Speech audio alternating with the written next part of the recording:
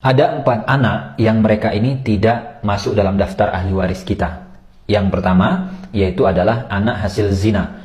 Walaupun mungkin nanti setelah melakukan hubungan di luar pernikahan, setelah itu nikah dan yang lain, tetap ini tidak dinasabkan kepada bapak biologisnya. Jadi ingat ya, ini fokusnya, kasusnya adalah yang menjadi mayit atau yang meninggal adalah bapak biologis dari anak ini. Ini adalah anak yang didapat dari hasil hubungan luar nikah, maka dia tidak masuk daftar ahli waris. Karena nggak dinasabkan kepada si bapak ini, si laki-laki ini.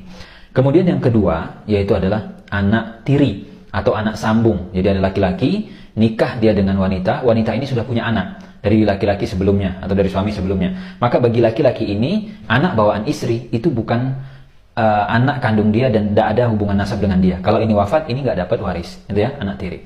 Yang ketiga, anak angkat atau adopsi.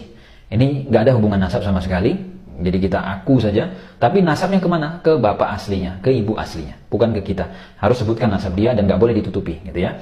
Dan yang keempat, anak susuan. Jadi mungkin istri kita, pasangan kita menyusui anak orang lain, itu anak susuan kita.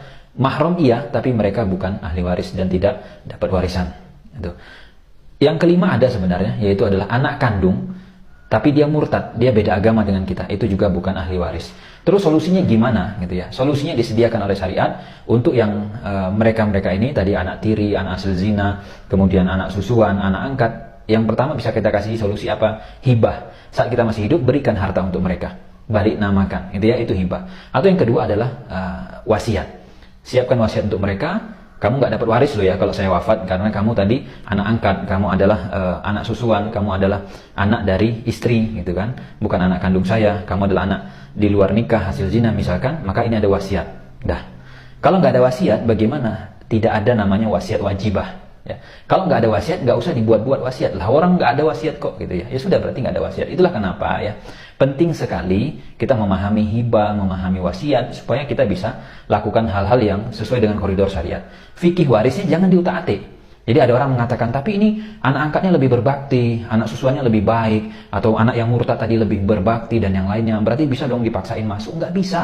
Aturan waris jangan diutak-atik, gitu ya. Udah disediakan solusi dari syariat, ikuti aja solusinya. Jangan kita utak-atik. Itulah gunanya kita belajar. Ya, wallahu a'lam, semoga bermanfaat.